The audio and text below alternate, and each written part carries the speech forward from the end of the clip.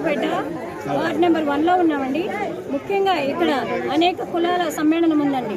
ఒక వడ్డేరేగాని, యానాదులు, జంగం దేవర్లు, బుడబుక్కల వాళ్ళు, వీళ్ళందరూ కూడా గంటాపదంగా ఒకటే చెప్తున్నారు. దాదాపు స్వతంత్రం వచ్చిన 70 సంవత్సరాల తర్వాత కూడా మనం ఇంకా గూడు కోసమే ఎత్తుక్కుంటున్నామా అన్నట్టే ఉందండి పరిస్థితి. వాళ్ళకి నిజంగా కూడా ఉండడానికి నివాసం లేక ఎక్కడెక్కడి నుంచి అద్దెలు కొట్టుకుంటున్నామండి. మాకు సెంటు స్థలం ఇప్పించండి ఫస్ట్ అని అడుగుతున్నారు.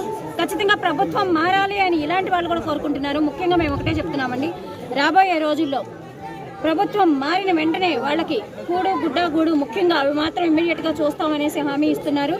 అలాగే ఇక్కడ నర్సరావుపేట నియోజకవర్గం రోజున ఏదైతే వృద్ధాప్య పెన్షన్ 4000 చేయటం కానీ, ముఖ్యంగా వికలాంగులకు 6000 ఇవ్వబోవటం కానీ, అన్నీ కూడా ప్రభుత్వం పథకాలు ఏది తీసివేయ కూడా కూటమి అభ్యర్థి కాబట్టి ఇది మాత్రం తథ్యం.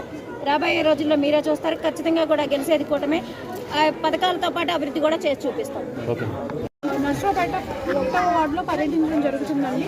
ఉమ్మడి అభ్యర్థి అయిన అరవింద్ బాబు గారిని గెలిపించుకోవడానికి అలా టీడీపీ కార్యకర్తలతో పాటు జనసేన కార్యకర్తలు, అలాగే బీజేపీ కార్యకర్తలు అందరి సపోర్ట్తోని మేము ఈరోజు పర్యటన చేయడం జరుగుతుందండి. ఇక్కడ అనేక రకాల కష్టాలు చెప్పి మీకు ఏవైతే సమస్యలు ఉన్నావన్నీ తీరుస్తామని చెప్పడం జరిగింది. వాళ్ళ స్పందన కూడా సపోర్ట్తో అత్యధిక మెజారిటీతో గెలిపిస్తారని ఆశిస్తున్నాను.